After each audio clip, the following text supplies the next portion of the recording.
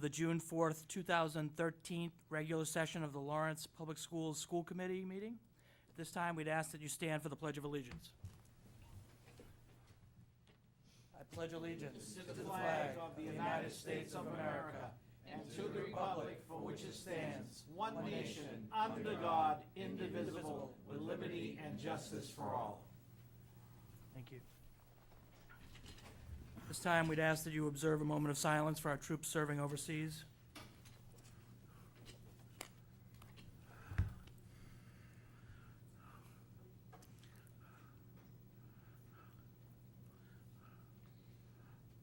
And Mr. Riley, if Thank you you, and could good evening. remember the people in Oklahoma, I got a call from there. I have a friend out there. They get with all their tornadoes and everything. If you could remember the Oklahomians, be appreciated. Absolutely, Mr. V.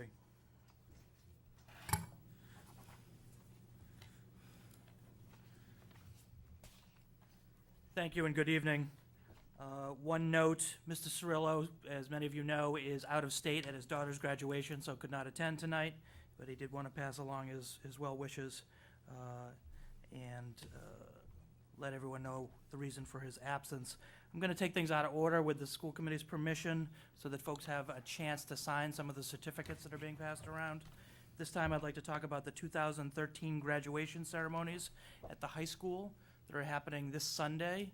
We'd ask Mr. Qualter, the headmaster, to come up and answer any questions the group may have. Reminder, the event is scheduled outdoors from starting at noon. We'd ask all members of the audience and the television audience to please come early, as parking can be a problem. Mr. Qualter, is there anything you'd like to share with us about the ceremonies? Well, thank you very much, Mr. Riley, and good evening, school committee. Just here to answer questions that you may have.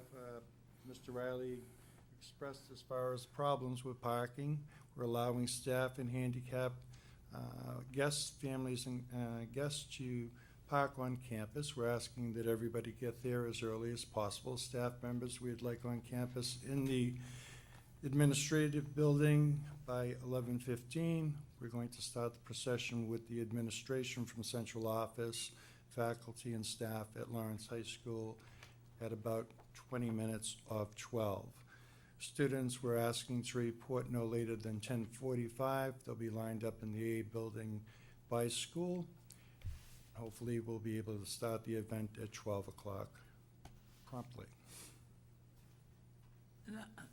Now, Mr. Qualters, you will remind me if I make any mistakes, is all sorts of people in high authority there. How many people graduating? Approximately? There are a total of 653 graduates who will be. 653? Now, I had heard, maybe my ears are waxed, I thought I heard at the last meeting or two, there were over 700 students graduating. There are a possibility of 735 graduates that possibly could have walked, but we're also moving some of those students to August graduation. Now, let's go the high number, 735. Of these 735 students, you have 6 academies at Lawrence High School, correct? Six All high right, now, schools, correct. let's go for the high number, 735. Out of the 6 academies at the high school, how many students are they out of the 735? As far as, Is a number, I'm going with the high number, Mr. Qualters. You said 653, possibility 735. My question is, and the other thing, some of these young people that graduated are not from the 6 academies of Lawrence High School. Am I correct? that's correct. They're representing all programs in the city of Lawrence as far as the high school levels. All right, now, can you please explain to me, I know these 6 academies, where are these other fine Laurentians, and hopefully they'll be successful? That's not up to me, that's up to them. Where are they coming from beside Lawrence High School? High School Learning Center on Lawrence Please Street. go slowly, Mr. Qualters. High school, High School Learning Center on Lawrence Street. They'll be graduating 54. They'll be with us on Sunday also. very good. And also Mr. Riley went with the SES, which is graduating Friday evening at the Wyndham. Also, we have. That's where he's bringing his son, That's correct. hopefully. Right, Can meet the young there's a man. dinner celebration that evening, but oftentimes those children also come to the high school graduation on Excellent. campus. And where are the other ones coming from? And the other 15 students are out-of-district students. Now, see, what I don't understand on that is, a lot of people don't think I'm smart, but I think I'm devilish smart. Now, you got 35 students coming from out of district who are gonna get diplomas from Lawrence High School. It don't make sense, and let me tell you why, Mr. Qualtis. If you got 35 students, say, going to Haverhill, Beverly, Boston, why shouldn't they get diplomas from Haverhill, Beverly, and Boston instead of getting diplomas from us? It's just a question, Mr. Qualtis, as long as they graduate. But I just don't see they getting their education in non-Lawrence public schools. Why wouldn't they receive their diplomas from where they're coming? These are Lawrence residents, and the number is 15, not 35, Mr. V. Thank you, sir. And they are Lawrence residents, and for different reasons, they're replacements out of the district for their needs. Now, I think I know, Mr. Qualtis, what the taxpayers of the great state of Massachusetts, maybe not so great state anymore, pay for tuitions. Now, these 15 students, is the tuition higher for the schools they go to, or is it equivalent to what the state pays for the Lawrence Public School kids? To tell you the truth, I wouldn't be able to answer that honestly, as far as there are different, for different situations, there are different. Would the receiver know that answer?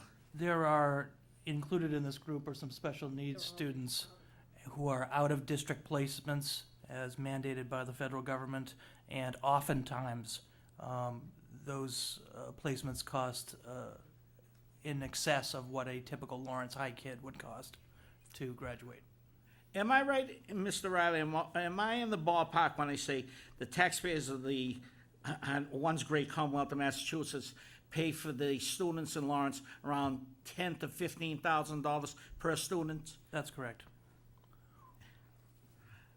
I'm But gonna- all districts in Massachusetts have students that get placed in these out-of-district placements, which again are often substantially higher, which could be as much as $50,000 or $60,000, depending on their special needs.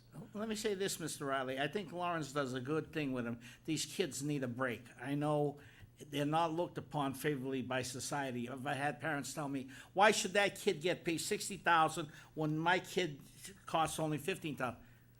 Life isn't fair. That's the answer I give to them. Life is not fair for all students. That's why we have A, B, C, D, and F students. Life is not fair. Thank you, gentlemen. Thank you. Any other questions from the group on the graduation ceremony? Just a reminder, on the off chance it rains, the makeup day will be Monday at what time, Mr. Qualters? 6 p.m.? 6 p.m. on Monday evening. Right now, we're looking at sun on Saturday, and nothing but sun.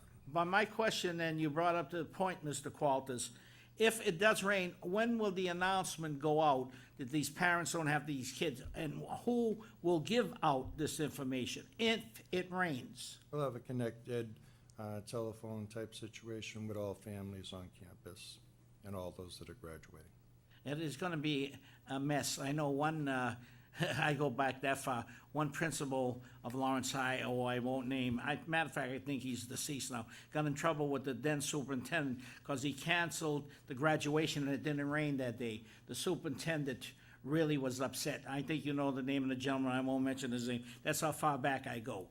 Best of luck to you, Mr. Qualtis. Thank you, Mr. V. Thank you, school committee. Thank you, Mr. Qualters. Riley. Appreciate it. Ms. Mariano, are you ready to give an update on Sure. the family engagement? Certainly.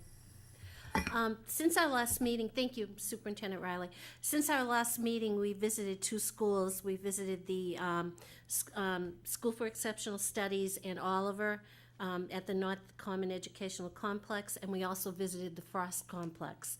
In both instances, the PowerPoint was very well received. I think what we've done is awesome. I think it's great for us to get out and to meet with the parents. We're at the end of the year now, so unfortunately, because we had such a late start, we didn't get to go to all the, visit all the schools.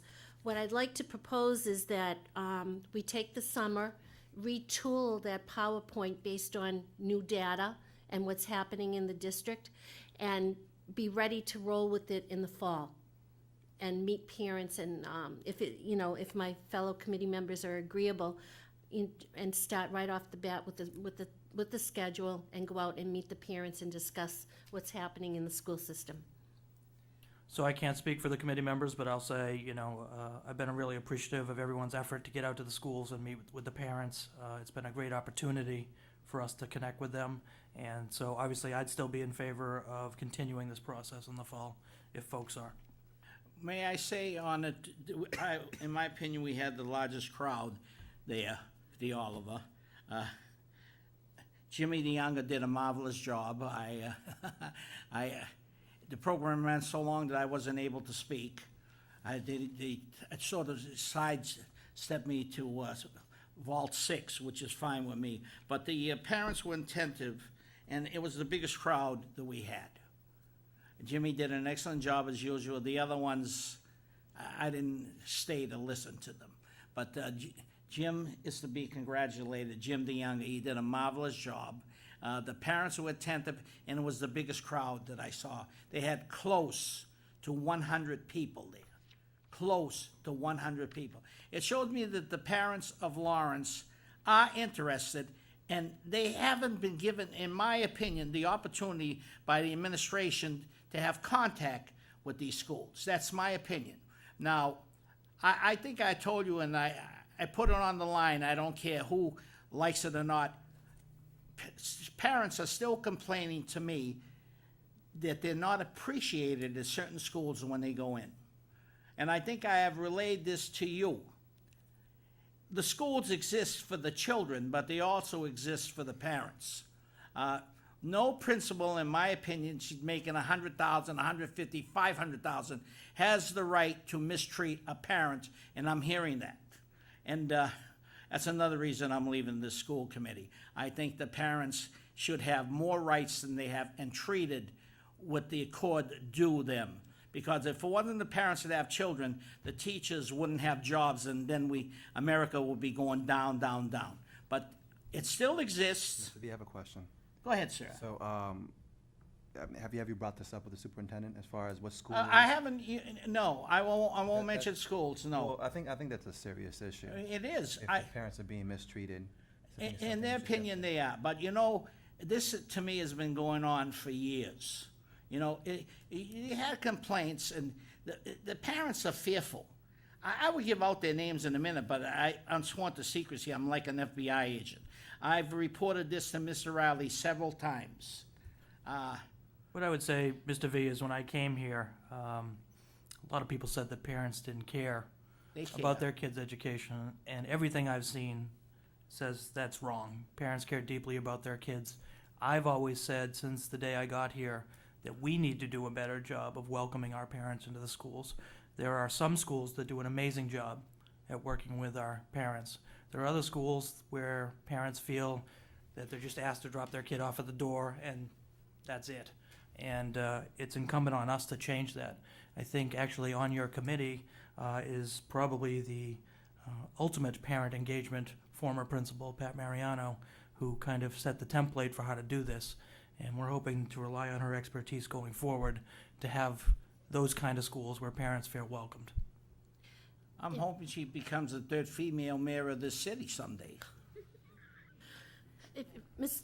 Superintendent, if I could add, I looked at this journey as far as going out to the schools with that PowerPoint as making the connection with the parents as a first step. And again, I would love to see this summer that we sit down and really give it a lot of thought and go out with a great presentation. I think the parents need to see us, and we need to be accessible to the parents. So by going to the schools, we're going into their home base rather than them coming to us. And that's a very welcoming project. I So agree. hopefully things will improve throughout, the next school year. Thank you, I appreciate that. Mr. Riley, yes. question, sir, sorry for interrupting. Do you have any statistics, how many children come from a one-parent home? Because I think there are a lot of females, and God bless them all, I love them all, that running these houses. I don't know if we carry that. I don't know if that's a question that's asked. I'm not sure it's legal to ask that. So I could venture a guess, but I'm not sure. Well, your guess is good enough for me, Mr. Superintendent. I don't know, 40% maybe. I think it runs higher, sir. I don't want to go You know, over it here, gets but I think it's complicated, Mr. 60. V. Well, it gets complicated, right? Because you've got grandparents raising Yeah. children, and it's just, you've got extended families, raising kids. It's just single mother is sometimes different than what our kids have. So I don't have that information, but, I think it's high, Mr. Riley. okay. Mr. Riley, one more thing, and I'm sorry, I don't mean to belabor this. I'd like to thank my fellow committee members for embracing this project and volunteering to come out and visit with the parents. I truly appreciate it. Thank you. Other questions on family engagement? The Parent Welcome Center, that'll be opening up, when is that officially open and what are the hours? So I think we're going to talk a little bit more about that when we talk about central office reorganization. Mary Lou's got some slides that we're going to go over, if you can wait, if that's okay. Thank you. At this time, I'd like to call Heather Langlois, art teacher from the Arlington Elementary School, who's also our coordinator for the arts, to talk about our upcoming art show. Hello. Next week, on June 12th and 13th, we have our first district-wide art show. It's going to involve 7 pieces from each school in Lawrence, and they'll be displayed according to how we organize the curriculum. So there'll be a section of painting, collage, printmaking, etc. And we're also going to have all the music and drama teachers in the city involved.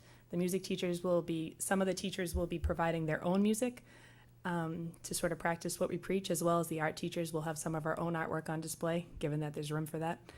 And the music teachers will be giving like mini lessons to show the parents in the community what they do in their classrooms, as well as playing instruments throughout the art exhibit. And there'll be some drama taking place in the auditorium at the PFA is where the Art Fest is going to be taking place. Refreshments will be served. And we also have a program set up that we also have a slideshow that will be running that Dave Bakarski put together, showing the kids in action throughout the year in the arts rooms within the schools. And I have invited the senator. He had some artwork on display in the State House for the month of April from the Lawrence Public Schools, which I think was good publicity for us. And the Eagle Tribune, hopefully, they said they will be covering for good press for Lawrence for once. What about any of the local papers? What's that? Like Harumbo, Siglo?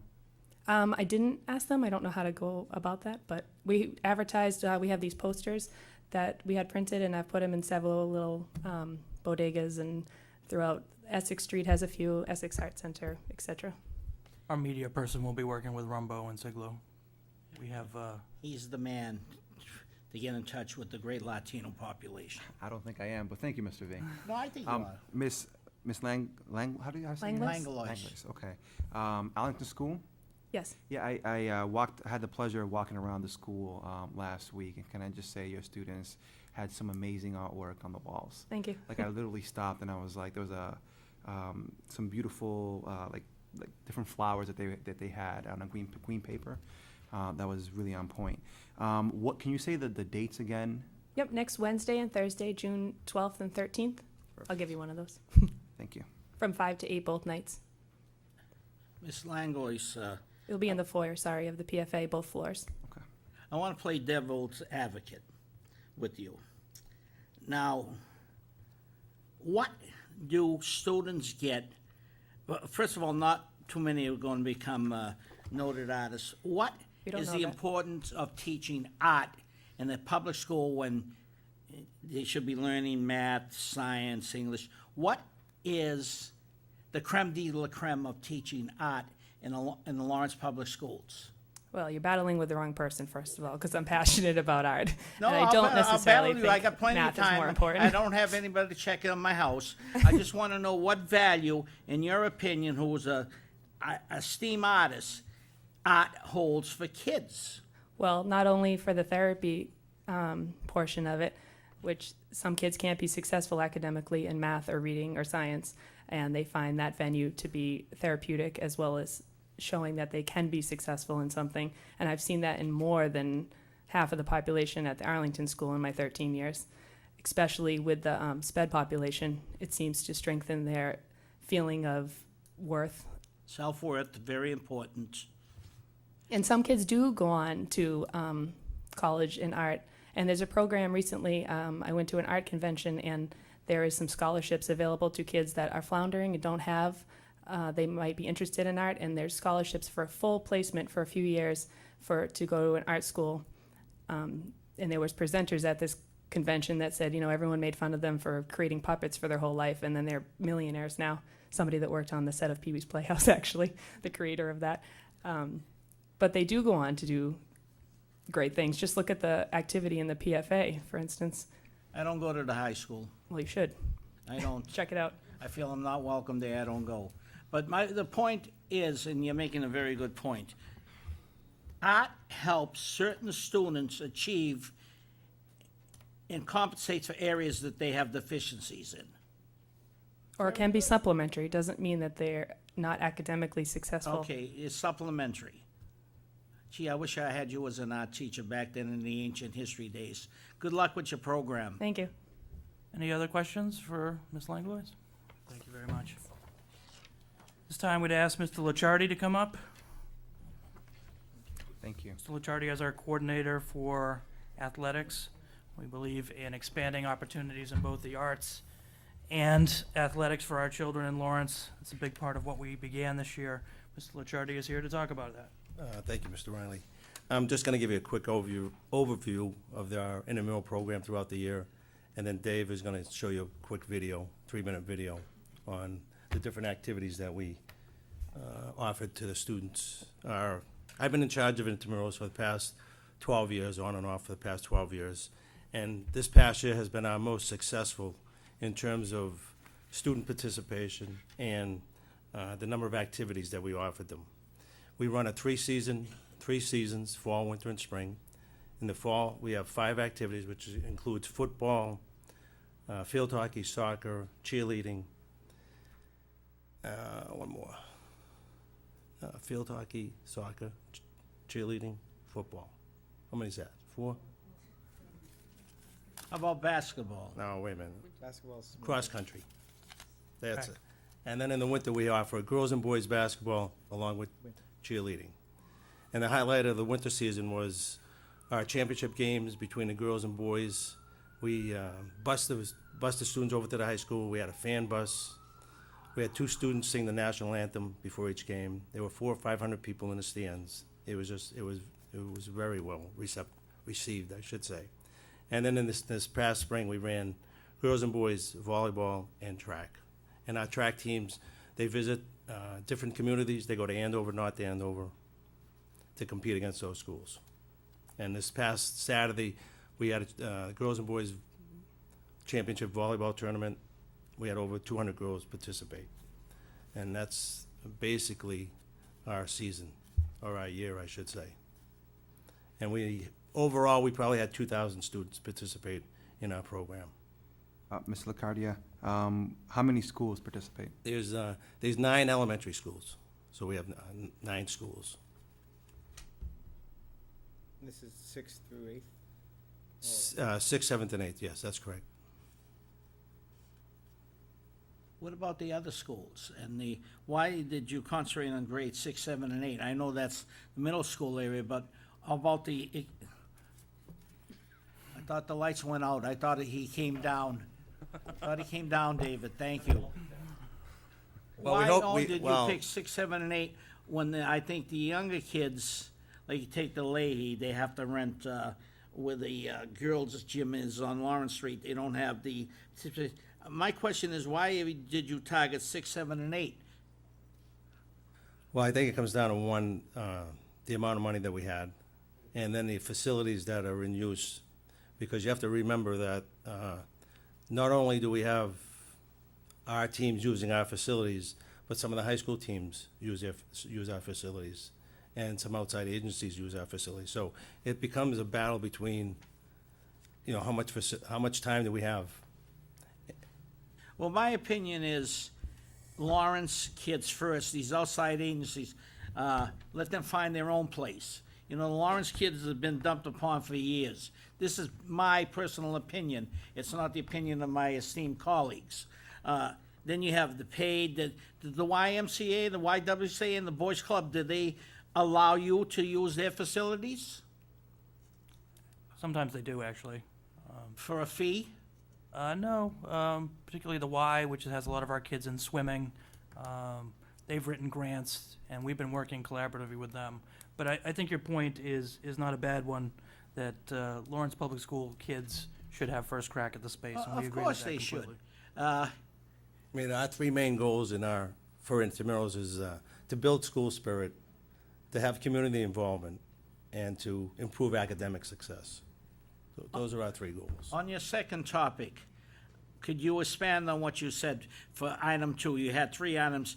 Yeah. I'd like you to expand on item 2 that you said, sir. Well, in community involvement, we're basically trying to get the parents to come out, watch their son or daughter play, and if they get involved in athletics, they might be more willing to come into school and worry about their academics. Have you seen parents get more involved? this year? Absolutely, absolutely.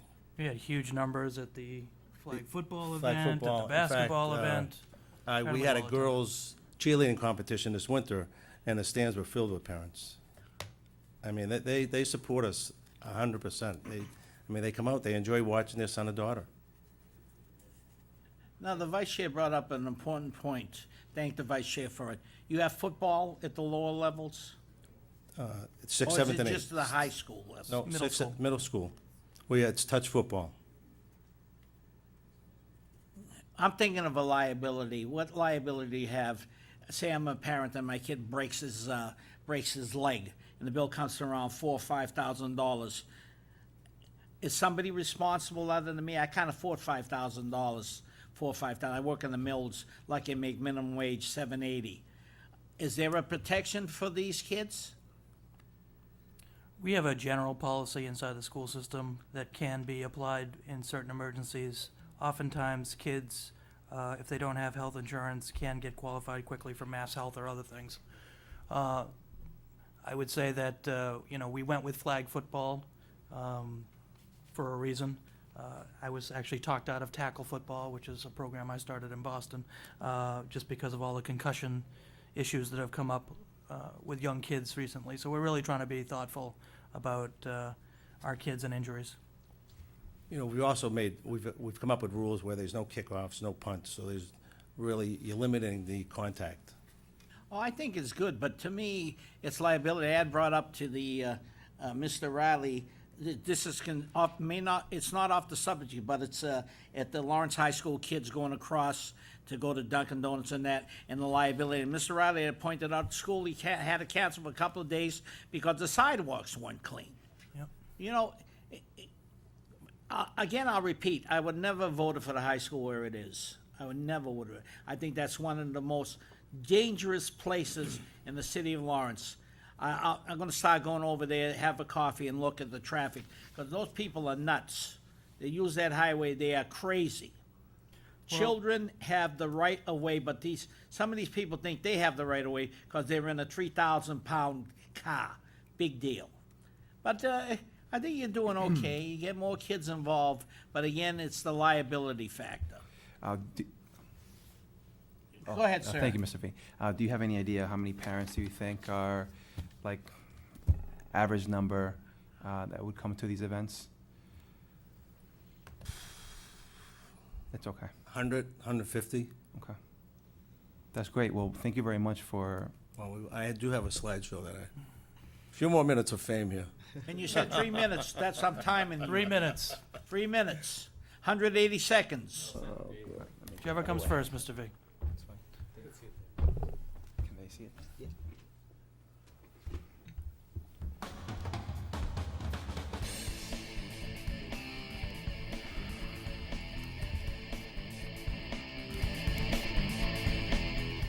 Sports provide a unique opportunity for children to acquire physical, social, and personal benefits that can help them throughout their lives. Research has shown that student athletes generally do better in school. Increased physical activity has a resulting positive effect on concentration, memory, and classroom behavior.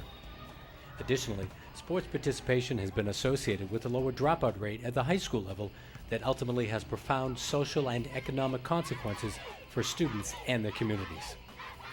By participating in the Lawrence Public Schools intramural program, students will learn and practice good sportsmanship through their interactions with officials, peers, and spectators. Develop skills needed to socialize with their peers and adults. Build leadership skills. Develop the ability to make decisions and accept responsibilities. Develop self-esteem, self-discipline, and self-confidence.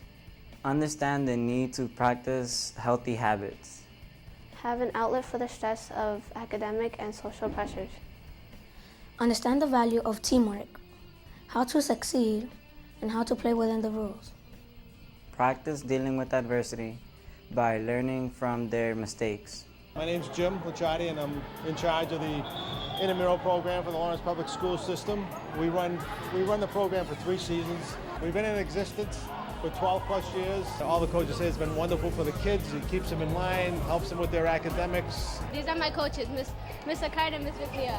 Why is the program important? It's important because it keeps the girls busy.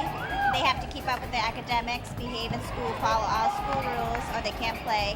And it keeps them from being out in the streets. So they're busy doing everything after school, practicing games, and they seem to enjoy it. Gives them something to look forward to. It's a positive experience for them that's not only fun, but it helps teach them some life lessons, like how to follow through on things, how to be responsible and respectful. To participate in this program, you have to keep your grades up, you have to behave good, you can't have problems with any of your teachers, and you have to constantly try hard in practice. To play basketball, I have to do my homework, keep my grades up.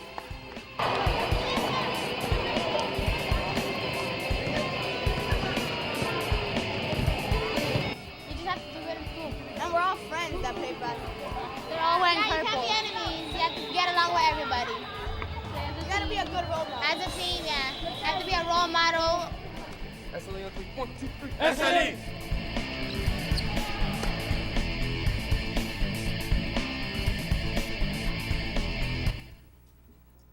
Any final questions for Mr. Licciardi? Yes. You notice my, not too many have, there's $5. Okay. I'll sell it for $2.50. Mr. Licciardi, over there, it said 2,000 participants, intramurals, That's for the whole year, for the whole year. yes. What about the other 11,000 students? Well, we're talking 6th, 7th, and 8th grades. So there's probably about 3,500 students in those 3 grades. Well, I've taught every grade level in the city of Lawrence. I think they should all be equal when it comes to fitness. I know you do the best you can with it, but I would like to see more participation other than grades 6, 7, and 8.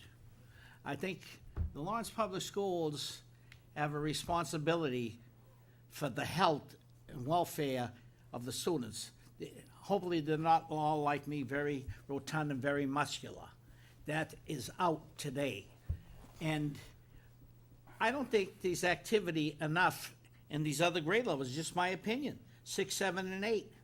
What about, you have a 12, no, 13, because they have kindergartens. What about these other 9 grades? Mr. V, it's a great start, though. You think? No, I'm not saying it's, I agree with Mr. Vice Chair, you're gonna make an excellent navigato. You're right on the cue, but I'm talking now. I don't know if I'm gonna be around. Well, I'm gone as of December, but I don't know if I'm gonna be around 2 or 3 years from now. I don't have the advantage of my 4 colleagues here, young. I think it comes down to a question of funding. I know when Mr. Riley came in, one of the things that he was talking about was bringing extra funding when it came to intramurals, and that seems to have helped out. It's to definitely increase helped. I mean, numbers. he's increased that budget 3 times what it was, so. And it shows in terms of the number of activities we offered and the number of students that are participating. I'd also say the high school, Mr. V, is already covered with clubs, sports, arts. Now we brought it to the middle school. We have targeted many additional dollars to try to increase opportunities. We have heard from elementary parents that they want these kind of opportunities as well, and we're working on it, but we have to work inside of a confined budget. The Vice Chair brought up a very important thing. We're not a money machine, Mr. Riley. I know that. Money has to be appropriated to what you, as the top administrator, thinks is best. But I also think health is important too. A healthy child and a child that can learn and not be tired 4 hours out of 6 hours to go to school is very important. And I think you do a hell of a job. If I didn't, you should know me by now. I will come out and say you're doing a terrible job. It's not the case, because what do I got to lose to say that? You know, I got nothing to lose, really. I'm leaving, and I'm in my 70s. But the point is this. We have so many unhealthy kids in the Lawrence Public Schools that they all deserve this chance at more physical activity. I've been to the Lawrence High School 2 years ago with these two assistant principals. Donna Dooley wasn't there, she was on vacation. And they lied to me before you came, Mr. Riley. They lied to me. I asked, does every child in the school get phys ed once a week? Yes. Then I found out certain children were not getting physical education 2-3 weeks at a time. If I had the power, I would have marched them right out. But of course, I'm a school committee person, has no pull at all. But they lied to me, those two assistant principals, and Donna Dooley was away on a vacation. That's beside the point. The truth was not told to me, Mr. Riley. Thank you. All right, Mr. V. As you know, we weren't here at that time. And I We're just understand trying to that. increase opportunities now for our kids. I understand that, sir. Okay. Thank you, Mr. Licciardi. Thank you. With the committee's permission, I'd like to go back to share the success now that folks have had a chance to sign some of the certificates. We're going to recognize some folks, have them come up and take a photo with you guys if you're amenable to come up front. I'm always amenable to Lawrence's future. Our first item for Share the Success was from the Lawrence Bar Association. They had their Law Day speech, and Ricardo Rios came in first place, competing against people from many different towns for a speech he gave about living in the city of Lawrence and the pride he feels for it. He's Is a Ricardo future here today? Abadato in 2-3 years.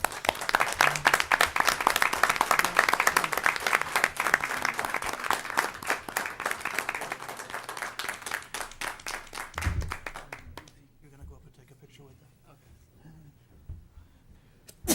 Bless you. Thank you. Bless you. Congrats.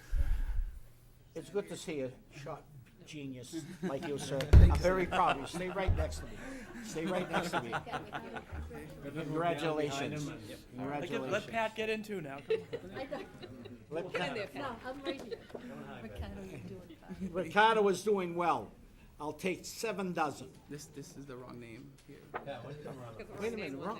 Oh, Oh, they messed wrong up. name, wrong They name. went with the name from the Eagle Tribune. I'm Yeah. sorry about that. Wrong name, Roberto. This is Well, not let's Roberto. just for the. It's R-I-C-A-R-D. Hold it up It's like okay. this. Well, yeah, I mean, just in front of us, behind us. They spelled it wrong? Let's do it Wait this till way. you become a lawyer. Come right there, so that'd be great. Gentlemen, squeeze in a little bit, that's great. All right, Give me I'll- 10 copies. Congratulations. Thank you, sir. I'm proud of you. Come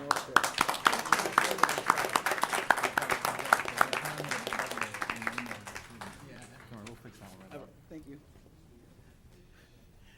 Someone took Ricardo my is seat. the future. Our next area of success comes from one of our students who run a immigration essay contest. She came in 3rd place in all of Massachusetts. Her name is Adeliza Rosario Vasquez.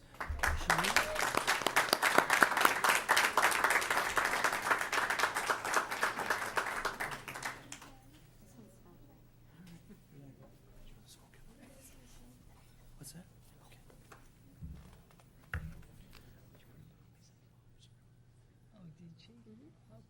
Congratulations, another V. Good luck to you. We'll squeeze in again, get Squeeze the in a young little lady bit. right up front, and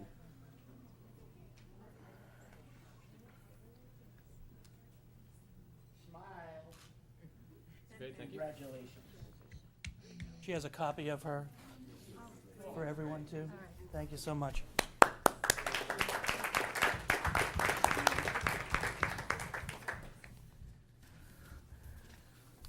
Our next recipient comes from Miss Mary DeFelice, and the mock trial team. This is the mock trial team here. Come on down. Come on down.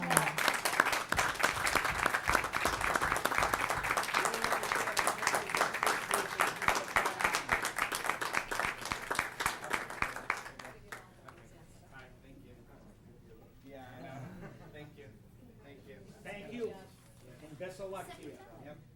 Again, congratulations. Stay and have pictures. Gotta stay. Congratulations. Congratulations. Congratulations. Yeah, okay. We'll accept that. Congratulations. Good looking people in front. Congratulations, young fellow. I'm good looking. There you go. Yes, you are. We built self-esteem.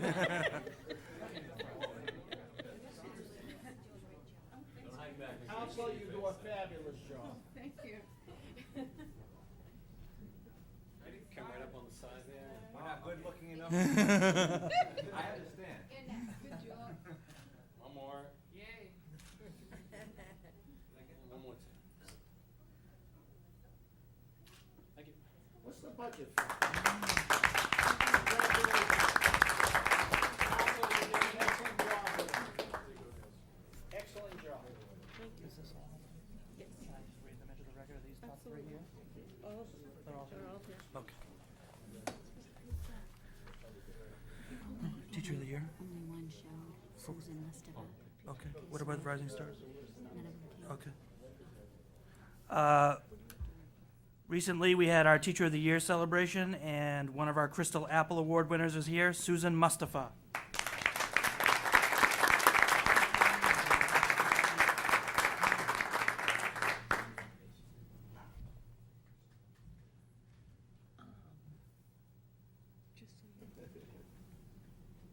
Mr. Riley, if I could say something. You may. But, take the privilege.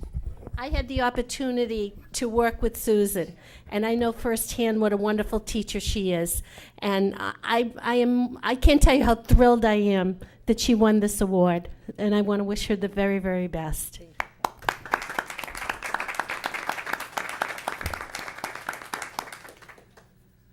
I believe that is it for the photos. We do have a few other things, but they won't require photos. So I would like to take the time to read the names of the mock trial team into the record.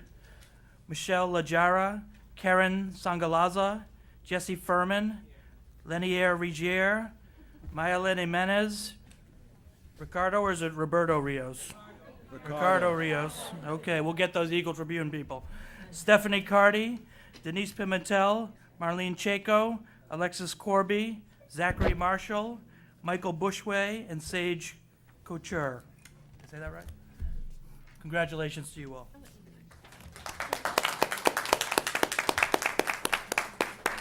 A few other notes for the school committee. The Essex Arts Center will offer complimentary class in its summer program for each of the students who were selected as LPS Artist of the Week this year. So 25 students will be able to get a free class at the Essex Arts Center. We thank them for their generous contribution. We'd also like to say congratulations and good luck to the boys volleyball team, who's making it to the North Final, which I believe is tomorrow night at Central Catholic at 7 p.m. Good luck to the boys volleyball team. This time, we'd like to go back to the update portion and ask Christine Bufagna and Mary Lou Bergeron to come up to discuss the ongoing budget.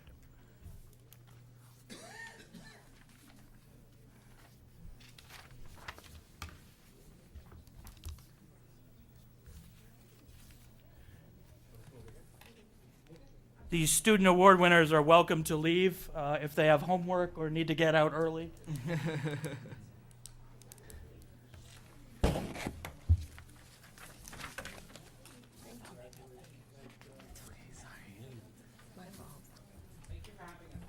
Thank you. Congratulations.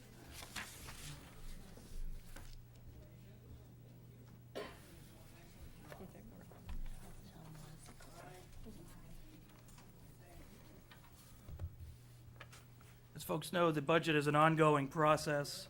We've gotten more guidance recently, so I've asked Christine and Mary Lou to come and talk to you in greater detail and to answer some of the questions that some of the members had. Christine? Good evening. In mid-April, we came and we presented a budget for Lawrence Public Schools based on what the governor's net school spending number was. Last week, the mayor submitted his budget to City Council, which reflected what the updated Massachusetts Senate proposal net school spending number was. Now, that number has a $2 million less net school spending number than what we had originally proposed in April. At the same time, we've had conversations with central office about reorganization and moving money out to the schools. Today, we're here to talk about the recommended budget changes, the changes to central office, and the additional funding to schools.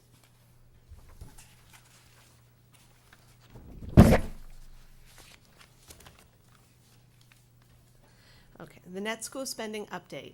As you can see, the original number from the governor's budget was about $1.7 million higher than what the Senate's budget number came in. You have to reduce from that what the city's eligible costs are, which are about $1.8 million, which we've listed out in more detail in your budget book, and I have copies if you don't have those with you. You also have to reduce from that number the charter tuition number, because the city also gets credit for that for all the charter schools. And then, in addition, you add the two items that aren't eligible for net school spending, but are in the school department's budget: transportation and adult ed. So the budget we had presented in April was the $159.8, and now the budget that the mayor submitted last week is actually $157.8. So it's reduced by $2 million. At the same time, we've talked about changes to central office, and I think, Jeff, if you want to talk about that. Sure. So, as this committee will recall, we put together a turnaround plan last year where we said we were going to look very carefully at the functioning of central office. We believe then, and we believe now, that the resources in the schools are better spent at the school level. And as such, we've taken some drastic steps, but I believe what are necessary steps to change the organization and to reduce the size of central office significantly, and to take those resources and put them down at the school level. Despite some erroneous reports in various media outlets to the contrary, we are reducing the size of central office significantly, and we will kind of give you some more information about that today. Again, we just think that at the school level is where the rubber meets the road. We need more supplies, we need more teachers. We think individual schools are the place where the money should be, and that the central office should serve only as a support system for the schools, not the other way around. So what we've managed to do is we've made some changes, and we've consolidated offices. I think we've gone from 8 or 9 different divisions to 5. If you look at the next slide, this kind of gives you a broad overview of the 5 buckets we've gone to, and we believe that this will make us more nimble, more efficient, and will allow us to take dollars that were here at the central office and put them to the schools. Dr. Bergeron's going to talk about the impact, and then we'll take questions. So as you look at the existing structure and the move in central office, there were 25.4 positions eliminated from central office for the upcoming school year. That resulted in accruals that would be about $1.6 million between the salaries that will no longer be carried and the benefits for the individuals who will no longer be here at the central office. So that was one way of funding some of the initiatives that we needed to be able to fund based on the district's turnaround plan. So that lays out how that calculates backward to that.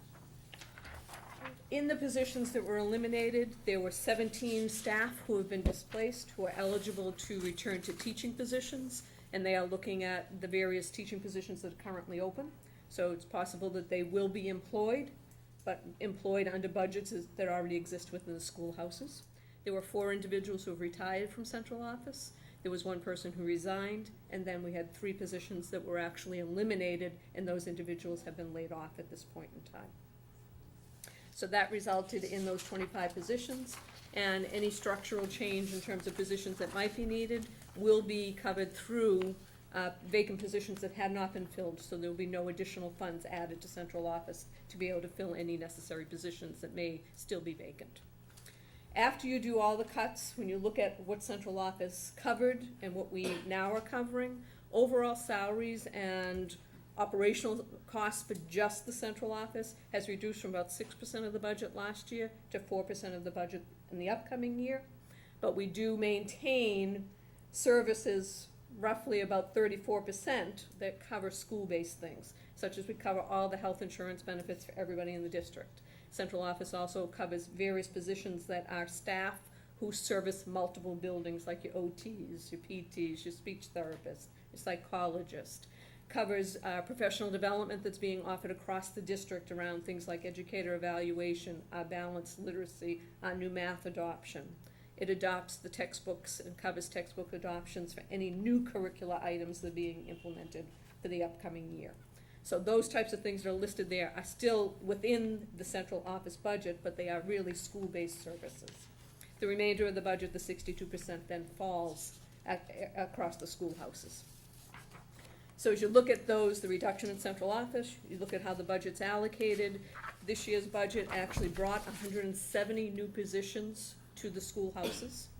Of those, 50 of those were staff that ended up doing the tutorial work at BMF and INT. It allowed for the implementation of the graduation academy and the acceleration academies across the district. And next year's budget, by the reductions that have been made and by the realignment of resources out to the school, we will be seeing our students in grades 1 through 8 receiving 200 to 300 additional hours of instructional time through the extended learning time. It's funding the enrichment opportunities similar to the arts and the intramurals you heard today, but also funding greater partnerships with other community agencies for many more types of enrichment activities from across all grade levels. It also is funding our NEASC accreditation self-study, because we're going into that process next year, and continuing to fund our credit recovery, graduation, acceleration work that we're doing at the high school. So all of those resources have been realigned to address the needs within the district turnaround plan. So I guess we'll take questions so that you understand where we're currently at. I have questions. Of the lady in the middle, last time you put forward the budget, it was 108%, and I had questioned, how can you go over 100%? And you gave an answer which I personally didn't like, but I have no power at all. 108%, and you said there were gonna be new positions added. If I'm wrong, Christine, you will correct me, as all the people up in this sainted hall correct me many times. Now, are we still at that figure, 108%, or we lost that 8%? I don't recall saying 108%. It wasn't you, young lady, it was in the paper that you gave me. Okay. And I don't know where that comes from. You know, I love game playing, I really do. I've been playing it for 12 years. It came from you, it was on a paper, 108%, Christine. Now, my question to you is plain and simple, yes or no. Are we still at the 108% level of the budget? We're funding at net school spending. The mayor has given us our appropriation line last week, and it's $2 million less than what the governor's budget was, and we've presented our plan to make up for that. I'm not quite sure about the 108%. It's a moving target at the moment, Mr. V, because city council has to approve this, right? I mean, we had to go from the governor to the House budget, and now the mayor, and now it's got to go to city council. So we have to adjust accordingly, which is why we're trying to keep updating you guys. Well, I'm sorry, finish what you were No, gonna say. I said, we're going to have to keep updating you, including as we get to the city council meetings, in mid to the end of June, because this could be changing again. I have to tell the three of you, I think you do the best you can. I would never vote for cutting people. I believe I'm a humanist. I can never do the job that you three do. You're cutting a person at the stream. They may be in their 50s or 60s. And all of a sudden you're telling them, what I'm personally saying, you tell them, Joe, go. Sally, go. And at 50 or 60 years old, where are they going to find employment? And that bothers me. And I'm not criticizing any of you. You got to do what you got to do for the children in Lawrence. But it saddens me. It saddens me because in my early days of teaching, We weren't unionized yet. We get laid off for the summer. Then we worry, am I going back? Am I going back? And this happened for around 10 times. And it's a tough situation to put anybody in. But I can understand you'll have only a certain amount of money. I could not do any one of your 3 jobs because I consider myself a humanist. If I have to cut out a person, I'm going to try to find that person another job. And you know, it's like semantics, Christine. 108%, you don't remember where that figure came, but you're the one that gave me that paper. Let's face it. You gave me that paper, and now you don't know where it comes from. I admire the job you do, but come on. Let's be on the up and up here. You know, 108%. Could we see the paper when you get a chance, Mr. V? You may not have it with you today, but we'd like to see what you're referring to, because I don't... All right, I don't know if I have it at home. My house is, my condo's the junk. It said that the expended budget for this year was going to be 108%, and I had questioned the lady that's sitting in between you and Dr. Bergeron, where did this 108% come? It's 8% over 100. Then you had brought up, sir, the fact that there's going to be some additions and more money is going to be allocated. And my question was never answered. Why do we get 108% when I thought 100% was maximum? That's all I was saying. You know, I don't recall the 108% discussion. What I will say is that in Massachusetts, 100% is considered net school spending, the Yes. foundation budget. Most communities fund above 100%. Your average community funds at 120%. Boston may fund with their tax base 135%. Cambridge is probably 160 or 70%. Well, the People's Republic. Exactly. All of that is to say, Lawrence has historically been one of the few communities that is not funded at the 100% level. This year, the city has allocated us the resources to meet that 100% level for the first time in some time. And so we will be at the 100% level. What I'm saying and not saying too good a job to City you Council. 3 administrators is, I find I couldn't be in your position because I was brought up not to take bread away from my neighbor. And let's face it, some of these people are 50, 60 years old. Who's going to hire a 50 or 60-year-old person? I'm a superintendent of some school system, and a person comes up to me, you're 56 years old, another's 57. You're too old, baby. Go out on welfare, do something. It's hard, the job that you treat. I'm not going to say anything about the job you do, but I think sometimes cruelty enters it, and that's where I go spastic. Mr. V, I think only, I'm just looking at the next slide, and it seems like only 4 people left out of the 25 that they were speaking. 17 are being displaced to schools, 4 are retiring, 1 resigned, and 3 layoffs. So I understand what you're saying, but out of the 25, it was 4. The vast majority will have rights to go back to the classroom. I'm not criticizing the big 3 here.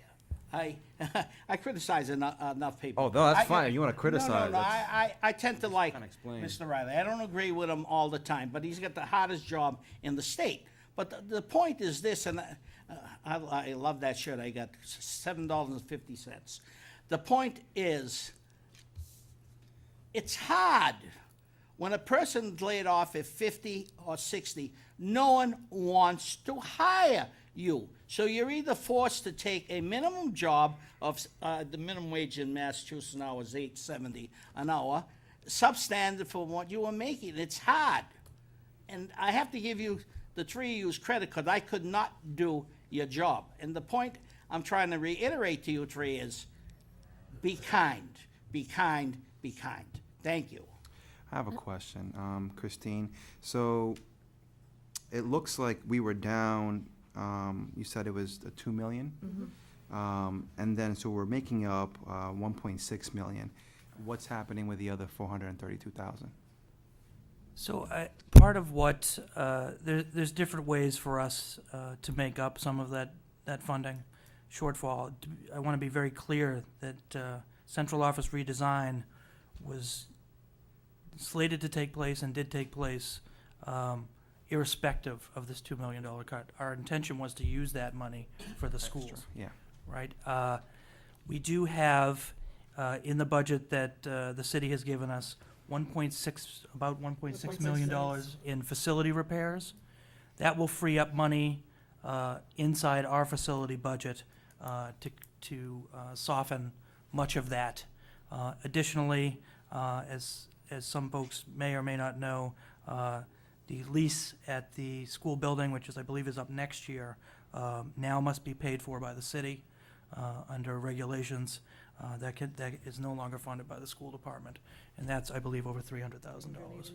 And talking about that, I think the last time we spoke at the last meeting, you said that you were going to get back to us as far as trying to have that conversation around what's next, because I think you said that the lease is up next year, is it, or January of 15.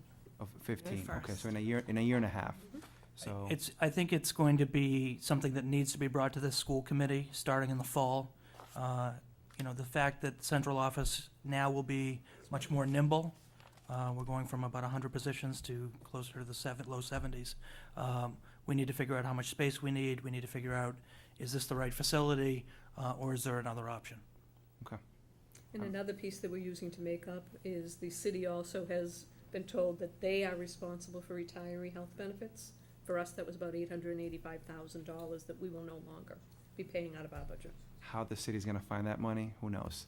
Lawrence is really small, so I'm just saying, like, when you said last month that we need to find another place or figure out some type of deal with the people that own this, it's a little worrisome, because Lawrence is only, 6-7 square miles, and there's not a lot of locations for us to move all you good people into. So it's definitely a discussion that needs to happen sooner rather than later. Absolutely. So, Go ahead. sorry. So is there any, just in case there isn't money or we can't find enough money to cover the 432,000, what's the, what do you think is the first thing to go or to be reduced? I think we're going to be able to cover the money. The danger would be, and I want to be very clear with the school committee about this, is if the city council does not approve the most recent figure, then we're going to have serious discussions about layoffs and deeper cuts. And I'm hoping it won't come to that. How much from the city are you asking for? Well, the number that was appropriated by the mayor was the 157. Okay. Again, we don't know the final figure, and we won't know that probably till the end of June. That's why that, if folks will remember, I sent an email probably 3 or 4 weeks ago asking for folks to possibly be available at the end of June, should we need to go before city council and advocate for the resources for our students.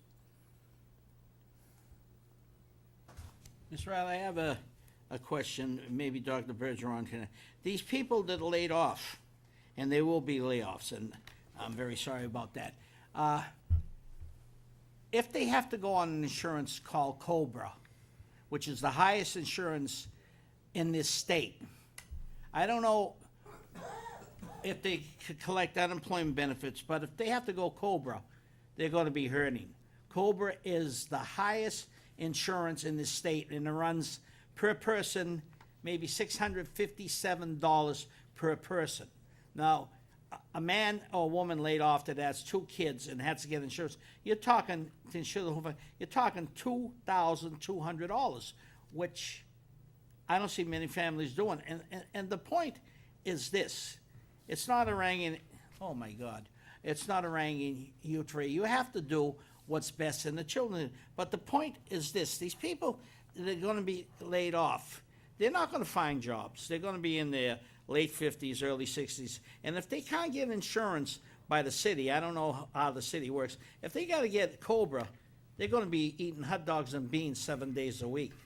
I'm sure the 3 of you know that Cobra is the highest insurance payment per person. It runs around $650 to $700 a month. It's I ridiculous. think it's more than that now, Mr. V. It's, all right, What I would say is, your point, we're gonna try to be as humane as possible and work with people to make sure that we take care of people as much as we can. Mr. Riley, I've always said publicly, and when they ask me about you, you are a fair person. I don't agree 100% with you, but everybody I talk to and ask me about you, I said, I hopefully have a good relationship, and I say one thing about the man, he knows what he's doing and he's fair, and I leave it at that, because I do get questioned. I'm out and around all day. But the point is this, and I want to thank you for that, Mr. Riley. You're trying to be humane. A lot of administrators could care less, and I want to personally thank you, Mr. Jeffrey Riley, for that. Thank you, Mr. V. Other questions from folks? Yeah, I just had a couple questions that I had sent out earlier. The budget that has changed, so the 1.3 is taken out of salaries for the entire system and things like that. Are we going to get a complete revised budget as well? Yes, when the budget is final and approved and allocated, you will absolutely get a copy probably in September. But not before that? Well, we don't know, we still have to go to city council, and we still have to finalize the model of central office and allocate it by department. But yes, So- at that time, because we have to allocate it in our financial management system. So the budget. I'm sure we could get you guys information ahead of The time. budget you'll be giving to the city council, is that going to be different than the budget you gave to us earlier? No. No. They have the one that we had submitted, the then the one- mayor's number comes from that. Okay. Do we have a copy of that? Yes, it's the one that's posted on the website. So even with the 1.3 million decrease in That's the way the process works, unfortunately, is they have the right to change the number despite what we submitted, and then we have to go back and do the work And reallocate. to react, if you will, to what the city does. But we are happy to provide you guys with updates as they become available, particularly over the summer. One of the questions I had, utilities for schools, that falls under fixed costs. How are those utilities split between, for example, the Frost Middle School and the Frost Elementary For School? all the schools that is Pretty split, much 50-50. 50/50 through the complexes. Because we have to report that way on our end-of-year reports, like all utilities by school, by location, and we split those. Okay. So it's whatever the whole building spent on heat, you cut that in half. Yes. Middle school, elementary, okay. You don't have the budget in front of you, obviously, so this isn't gonna be fair, but, page 48, it says there's a $2.6 million increase in operating costs for central office. But according to the summary page at the beginning of the booklet, it says there's only a $185,000 increase from FY13 to FY14. I think the 2.6 you're referring to is, majority of that is actually money that's set aside for the extended learning activities. It's housed, right now I know it's housed in my location. Yeah, no, So that's how I know the figure off the top of my head. I get that, but So- there's still a $2.6 million But I increase, think but in it's the not. last page on the central office page, Mhm. I believe it's listed under extended day rather than under No, operating. that's the 2.5 salary. Right. I'm talking the 2.6 operating costs that Mr. Riley described as for books and just all other expenses when it came, because there was no increase whatsoever for the central office salary. Mhm. Then there was the 2.5 for extended day, but This- then there's 2.6 for operating. Right, it was part of the central office reorg, because we weren't just reducing salaries, we were reducing operating costs too. But it was an increase. Yes, and then because of the fixed costs that we had to incur with health insurance, there was increases for that. Yeah, and so my question is, on the summary page at the very beginning of the booklet, so if I just looked at one page and the entire thing, it says there's a $185,000 increase, not million, thousand, Okay. from FY13 to FY14. Because some of those, we expanded the EMOs, so some of those schools changed their operating costs, so it was shifted to What some are of what them. are EMOs? Education Community English, Day, yeah. Unlocking Potential, Okay. Phoenix. So my question then is, did we find somewhere else to put the 2 million? Did we take it out of something else? Because that's an inconsistent number, in my opinion. Because there wasn't, if you look at each individual school breakdown, there was Right. no decrease in operating costs, but there's a $2.6 million increase. Right, because the 13 to 14 comparison wasn't a one-for-one, because the schools changed these EMOs, they expanded grade levels, so comparing the two for operating, it wasn't exact, because we split the Oliver Partnership School, the 7th and 8th grade, so. Phoenix has come on. Right, so that's why it's not gonna be a one-for-one comparison, and we moved a lot of that to central office for the Common Core adoptions. And I completely understand. Mm-hmm. I don't know if you're not getting my questioning. It's a $2.6 million increase in operating costs for central office. But if you take each individual school that you gave us the analysis for, so you take FY13 minus FY14 Mm-hmm. minus FY13, there's an increase combined, plus the additional 2.6. But according to the summary page, it's only $185,000 increase. That's my, Yeah, if you get the book. I submitted this question May 2nd. So, No, because there was reductions overall at the schools for some of the operating, and there was, because we changed some of the EMOs with the expansion of the grade levels. So it wasn't a one-for-one comparison, and then moving some of that to central office, that's probably why you're seeing the increase there. I But get. one page isn't matching the Right. other. so Yeah, let's that's see my that. problem. Because I get that there's an increase, so I Yeah. get that you're consolidating things like that. But Yeah, we will. that it's a pretty big drop. Can we recess for like 2 minutes just to wait until? So if there's Wait, I another have it. question, we can, and then we'll come back to that. Yes, thank you.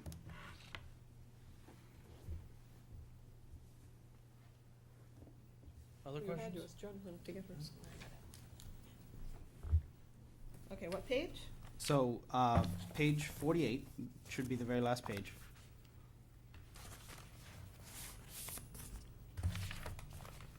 Yeah, It says that there's a $2.6 million increase in central office operating, okay. correct? And then at the very beginning, I believe it's page 7. That's difference between operating FY13 to FY14, and it says there's only a $185,000 increase. So my question, Mm-hmm. did you find 2,500,000.4 savings everywhere else? Because if you take each individual school, which you also broke down for us for FY14 to FY13, I think that's exactly Yeah, what you did. you see where the 2.5 is, that came from operating. When we made a goal for expanding learning time, that's a mistake. we moved that for the 2.5. So if you add the 2.5 and the 5.9, that's where you get the 8.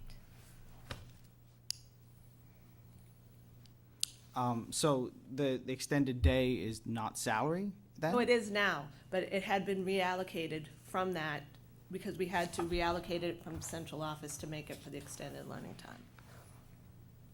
Okay, That's why, So if you take the 2.5 Yeah. off the 5.905, yeah, that's really what's left Right. as the difference there. So when the change happened, it didn't get taken out of that bottom number. okay.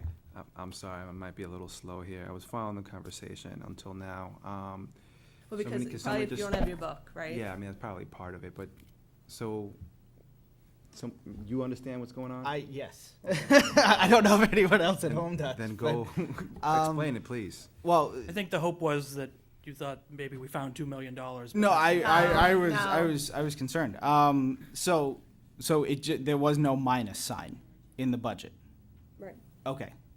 So can we get a new one that has a minus sign in it, so we have? You'll have all of this. Okay, because. The figures are just, one did not remove, so the final figure at the 5.905 should have been less than 2.5. Okay, so total operating increase is the 185,000 total for the entire district, correct?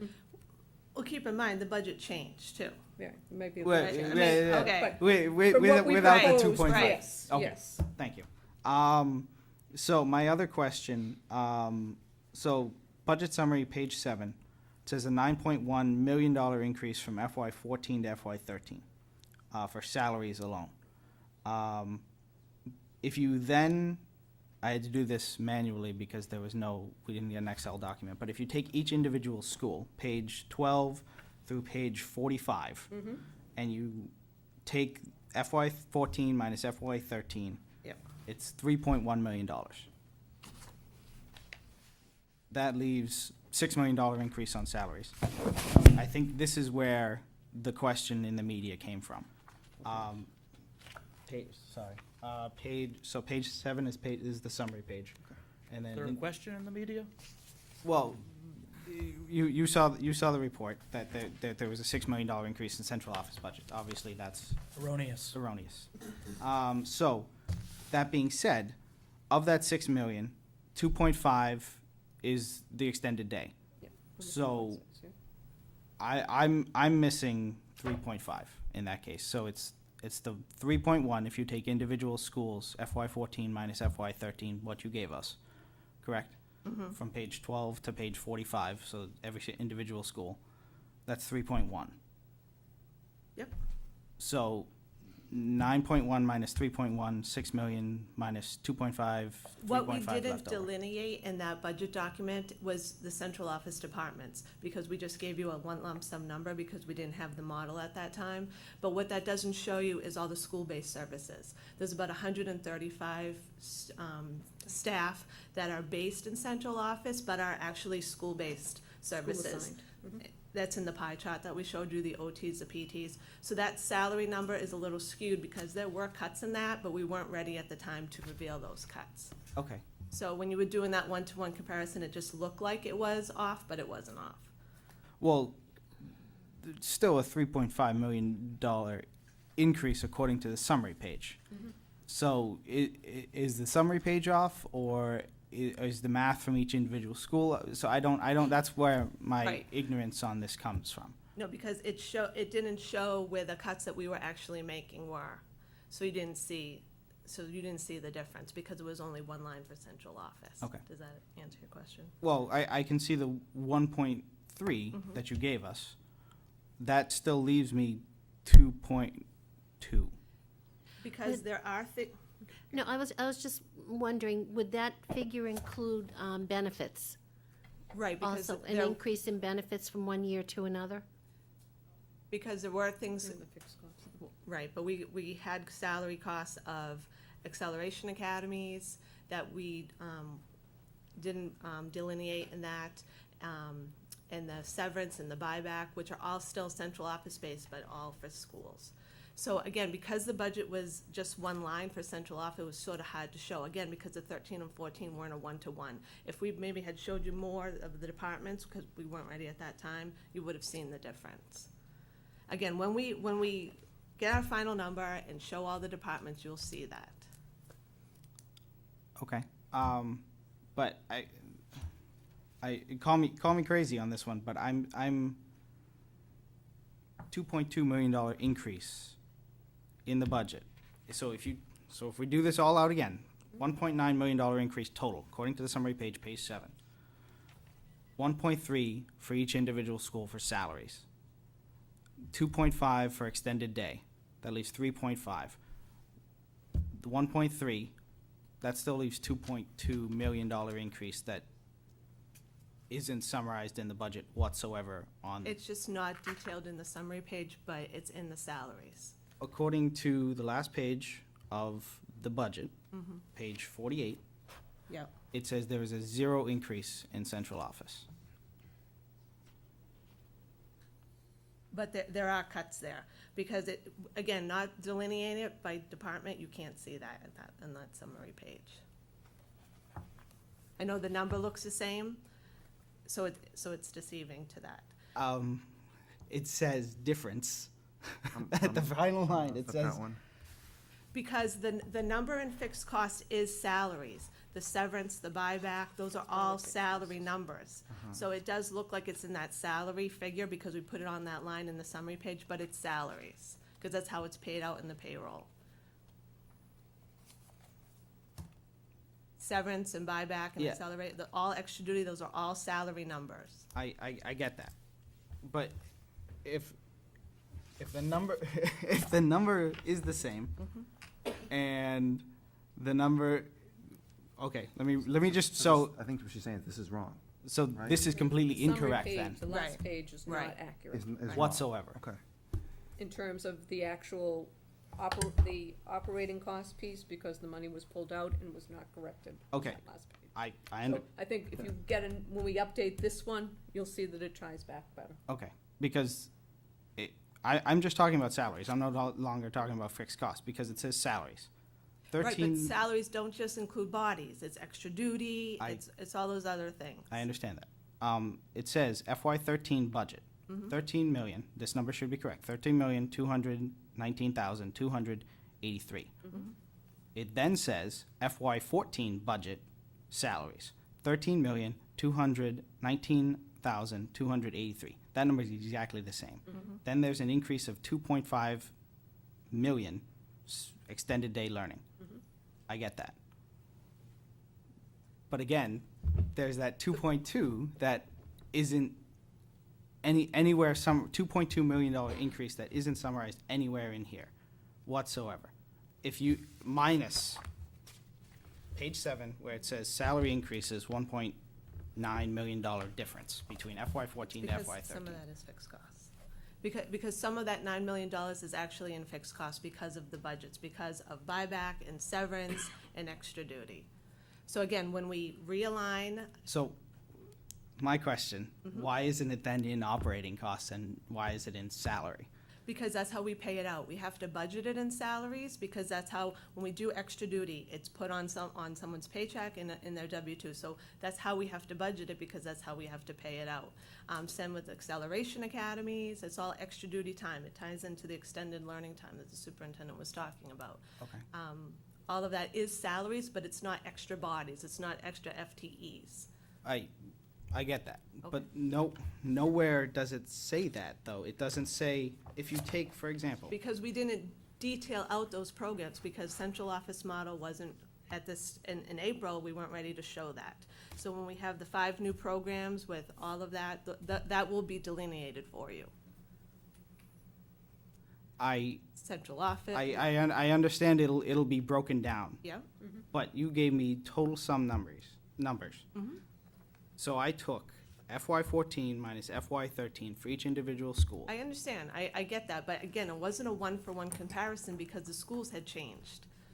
I understand that too, but there's still a $2.2 million increase if you take from the difference, which I understand if it's in there somewhere under a different line maybe, but under salaries. And Well- I understand you can't do a 1.1-to-1 comparison, but Right. $2.2 million is a lot of money.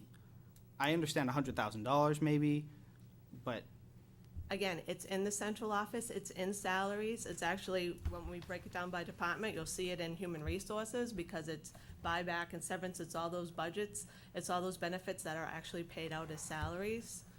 So I think. And then what would- and actually, we had to reduce this whole model now by the additional $2 million and reallocate it. So it's going to look a little bit different, and those numbers have been reduced.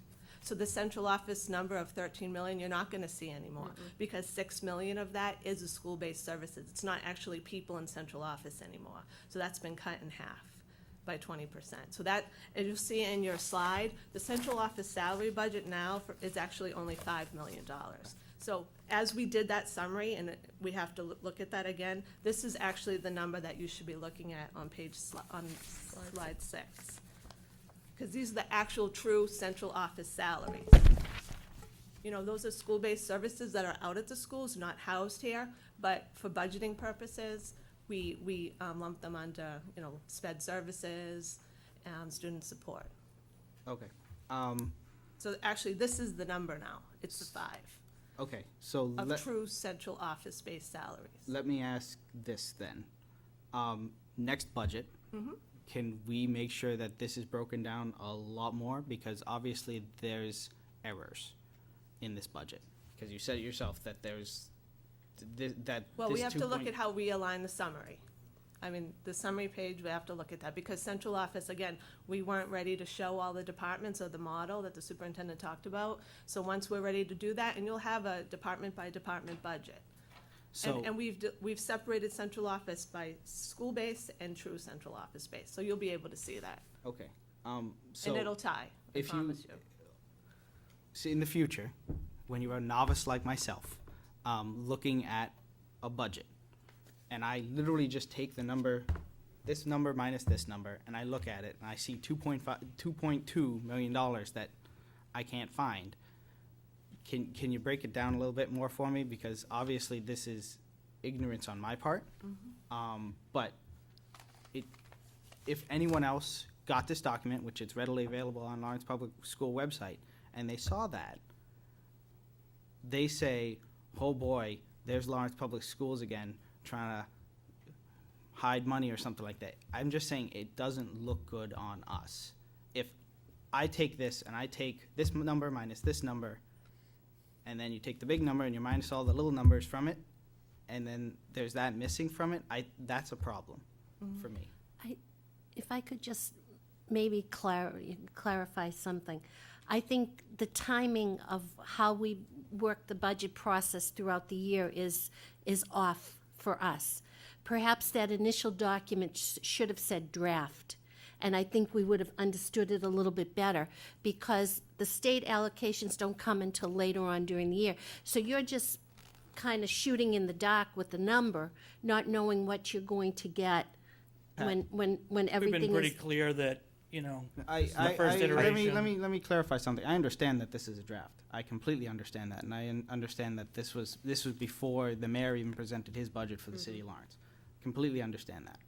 $2.2 million is a lot of money, and even for a draft, $2.2 million off is not acceptable.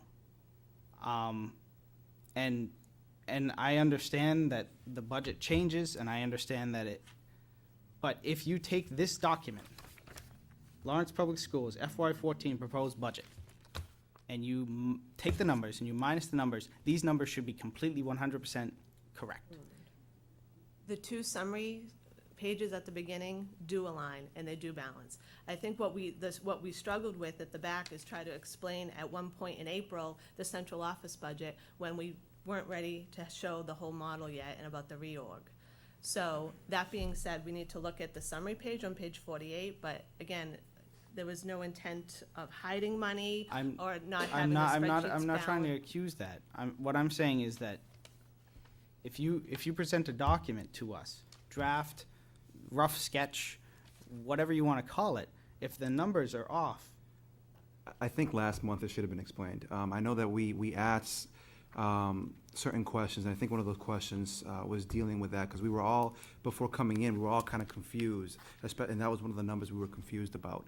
I know Mr. Blatchford told me and Mr. Cirillo that he was going to email someone on the staff regarding this. So one of the things, I mean, we've been at this for about 20 minutes, and I thought that this would have been sort of taken care of before this meeting, or at least some conversation would have been. I submitted this question, according to the email, May 2nd, I believe. So that's plenty of time. It's now June 4th? 4th, you're right, Jim. Right, and we've tried to answer your question because. No, you didn't, because I sent this, Mary Lou Bergeron, I sent this to you, May 2nd. You then sent me an email back saying, few more other questions for the school committee members, so superintendent's planning to address them at the next meeting. That's fine. That's right here, so. No, and we're gonna I address it. understand that, I was but- very clear with everyone but that we there were gonna was- collect questions from everyone and address it today. But She's you did- answered your question, maybe not to your satisfaction, because some of the stuff isn't ironed out at city council yet. No, Mr. Riley, with no due offense, I think perhaps the administration wasn't even prepared for his question, because I think if. I disagree. Well, you've had this question since May 2nd. 20 minutes. Now I think we've cleared up the confusion. I think I understand what's going on, so I don't think that the point should be belabored like this. And I think in a few months, we're going to get a revised copy. But as someone that loves efficiency, I think a question that was posted a month ago should have been discussed with a school committee member, so that way at this meeting, this conversation would have lasted a lot less than what it did. But that's just my We were opinion. clear that we were going to be answering the question at this meeting. We would have been happy to answer it ahead of time. But I think I put that out in an email to everyone, that we wanted to hear everyone's questions. Right, but your staff wasn't prepared for his question. I disagree. She answered the question. It took 25 minutes, but I'll stop there. Any further questions from the group? Not for the group, but I have, are we done with the agenda? Sure. Let me just see, any further budget questions from folks? Okay, going to other? Okay, thank you, Mr. Riley. At the retirement part, the Lawrence Teachers Union's retirement party that I went to, I saw that there was about 60 people retired. Now, I know not all of them are teachers, but I'm a little worried about what as far as teaching positions, how percentage of teachers that are being reduced this year. So do you have any idea, sort of like what the percentage of teachers that were retired, resigning, being laid off, whatever it is that it's going to be for at the end of the year? We can get you all that information. I would say that for the last few years, all school systems in Massachusetts have dealt with the issue of baby boomers retiring. I would say publicly, and I have said publicly, this is a huge loss for school systems across the state and across the country, where a generation of folks who dedicated their lives to the schools are now at retirement age. And while we don't begrudge them retiring, it is a difficult situation to replace that kind of institutional knowledge and talent. But we can get you the information. I think the numbers are less this year than last year. We had a lot more retirements. Okay. We're happy to get you that information. I think, though, that a huge percentage of the people that were retiring, I don't think I don't know what the morale was at their certain school, but they felt that they were being pushed off, which is unfortunate. So my worry is sort of like to make sure, if you're saying that it's on par with the number of people that are leaving this year is on par with last year, It's on less. par, it's less, then that is good to know. So my follow-up is where are we looking for, hiring new teachers? I think last year, coming around this year, you talked about setting up different pipelines. So just wanted to hear from you, sort of like where we are with those pipelines. I think one of the places you mentioned was Teach for America, but you also mentioned, I think it might have been UMass Lowell that you spoke about. So, Teach for America was a program that was brought in before my arrival. And while I myself am an alumnus of that program, I have some concerns regarding the 2-year commitment. I've often said that I'm interested in third-year Teach for America people who are more likely to stay and live in the area. But that is a small program, but certainly we've got a lot of good teachers from there.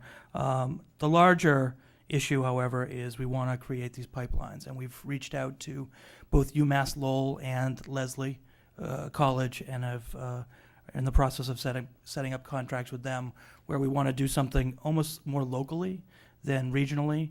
That is, we're looking at many of our paraprofessionals inside the school system, many Lawrence residents who may be candidates for this program that we create. How far along, like when will we be able to see sort of the results of those programs? Because I think we were I'm sure it's some of these programs, they take time to build, but I know a year ago, it seemed like we were in similar discussions. So it's sort of a year later. I'm just interested in knowing, like, when we'll be able to see, that UMass Lowell student graduating to become a teacher or something like that. Most likely not next fall, but the following fall. And we're happy to have the UMass folks or the Leslie folks come present to the school committee in the fall to discuss not just that work, but other work they're going to be helping us with in the district. UMass Lowell in particular, around English language learners and helping our teachers get trained in proper ELL techniques. One of the things I wanted to mention, I completely agree with you as far as Teach for America. I definitely think that they should be around for longer than 2 years. As I've talked to teachers, students, and everything, one of the differences that I see when it comes to a student really respecting that teacher and speaking about the teacher is whether they see that teacher in the community, whether they see that teacher in Market Basket, how much they feel like that teacher cares. And when we see individual that might have, a lot of energy and might understand the subject, and might be an amazing teacher, but they're only around for 2 years, and the principal and other administrators are spending those 2 years training that individual to become a great teacher, and then they're out by the 3rd year. That's kind of upsetting. So, Well, it's complicated, Mr. Pano. I mean, I would agree. I think, we've seen many of the Rookie of the Years have been Teach for America folks. I think, by and large, the Teach for America teachers that come in live in Lawrence at a higher percentage than the other teachers that we bring in. But again, it's that short-term commitment. I always said, why don't we make this program 4 or 5 years, right? Because I don't think a teacher really hits their stride till year 3 or 4. So it's an ongoing discussion. will we see their, do you think, if they stick with the 2-year commitment, do you believe their footprint in the schools would increase, stay the same, decrease? Right now, I think the number of Teach for America teachers we're getting in will stay the same. As I said, we are interested, particularly when we go out and recruit, in Teach for America teachers that did their 2-year commitment, want to stay in education, and want to live in the Boston area and work in Lawrence. We find that to be a great group of folks to recruit. But it's an important program for us to help get in science and math candidates, which can be hard to find across the country too. So it's a complicated issue. I support the program, but I do not believe that we'll be increasing the numbers going forward. Okay. I have 2 more questions, but they're not related to this. Okay. I'll wait. Go ahead. Okay. My next question was around the pregnancy rate. I saw that between last year and this year, it's gone up. It's gone from 40 to 50 students that have been pregnant at Lawrence High School, and even there's some pregnancies at the middle school. So, just wanted to see, is there any type of program that the district is doing, either district-wide or just at the high school? And if it's just at the high school, maybe it should be done, something like that should be done at the middle school. We do have a health curriculum program. Starting in middle school on up, they do cover pregnancy prevention. We use an abstinence-based program, that's our model. But our actually pregnancy rate is declining over time, even though it looks like the number's the same. We have more students in that category, so our numbers are actually percentages down. Okay, because at the high school, it increased. The year-to-date was 40 last year, and which is still a lot. And this year, it's in the 50s. And the number of students enrolled are higher at the high school. So the Okay, percentage is so down, but the percentage number is down, but the overall, number is right. high. We average about 60 pregnancies a year overall. I think it'd be great if during the summer, as principals are planning, restructuring their schools and everything, if there was something more that we could do when it came to, maybe we could bring in some type of outside group or something that really deals with that. I know I was involved back in high school with the Lawrence Teen Coalition, and they had students talking to students around teen pregnancy. I think 40 students having children age of 16 to 17 or whatever it is, that's really too high. 50 is even higher, especially at the middle school. So I hope that during the summer we can come up with something to deal with that. I don't know. Thank you. My last, just two more statements. Regarding college readiness, I've been visiting a lot of principals from the high schools, and one of the things that I've seen that I think definitely needs more work at is, and I think it's something that it's hard for a principal to do when they're dealing with restructuring their school, MCAS rates, or sort of all that assessment-based things that we do at these schools, and that's like college readiness. I've asked around regarding SAT programs because I think that's super important. I've met in the past 2 weeks dozens of students that have an A and B average, or perhaps are not in honor roll, but they're still, have a C or 2 there. Great students. And all of them took the the ones that I've met, they took the SAT last Saturday blind. They didn't have any type of SAT program. I know HLD students, they have some type of SAT program, and last time I believe I might have emailed you, Mr. Riley, there was some type of SAT program that the school was buying into that might have been at the high school, but none of the principals besides HLD really knew about the program, and not even just the principals, the students themselves. So I think that there has to be something that we do. I mean, it's too late for this month, but there has to be something that we do for next year that kind of deals with that issue, whether it's getting the guidance counselors to work a little bit harder on that, or I'm not too sure. But I definitely think that an honor roll student, you're a junior, you're an honor roll, you should be taking an SAT prep program. I know back when I was graduating, there was not only were there summer programs, but there were programs on Saturdays, and there was even a class that was offered. So I definitely think we should be doing better. So I believe, Mr. Payano, that I actually could raise funds for such a program if you'd be willing to work with the principals to get something off the ground. I'm on board. Okay.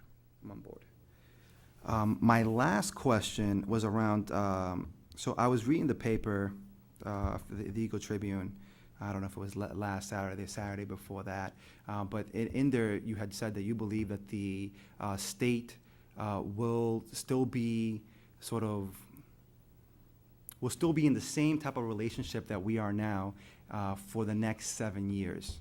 And Well, I didn't actually say that. The reporter just The said reporter- he didn't quote me, but he Okay. just said that, yeah. All right, well, that is great to hear, because I had a very huge concern with that, but I figured I'd ask you before Yeah.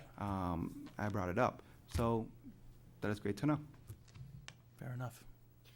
Superintendent, just briefly, I noticed on the website the schools have established their calendars for the upcoming school year, and very, very different starting times, ending times.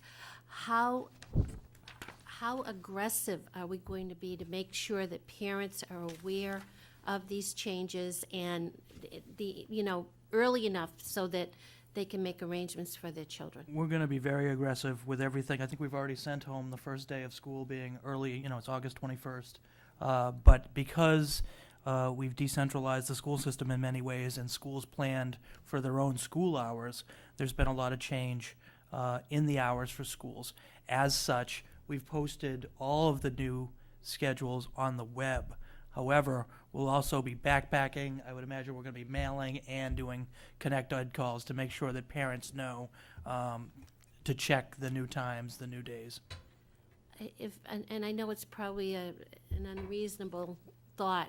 I really believe that visiting the neighborhoods and being in the neighborhoods and letting parents know might be a good idea.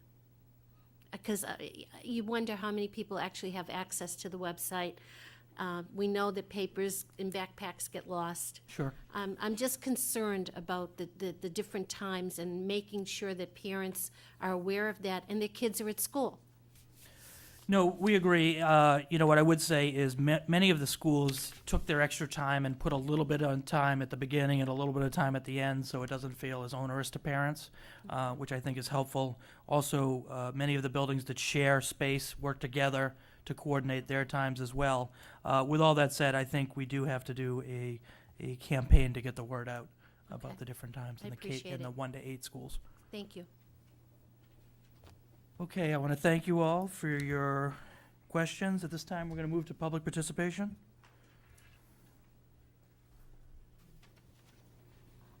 Mr. Molly?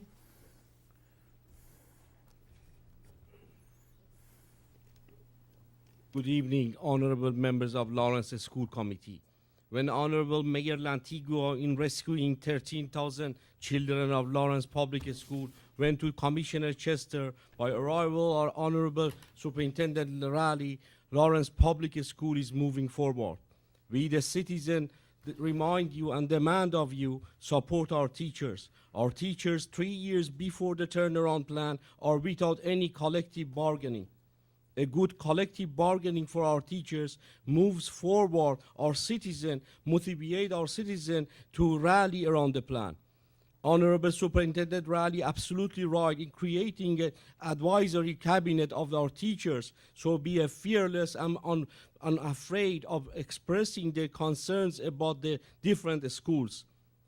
Now, in a golden era of the turnaround plan, while we extend hours of our schools, teachers demand to stay longer in our school, a good compensation system for our teachers are important. Support our turnaround plan by supporting our teachers and their union. Let's move forward, Lawrence Public School. Thank you. Thank you, Mr. Marley. Mr. Vittorioso? Thank you. It's always a pleasure to follow Mr. Marley.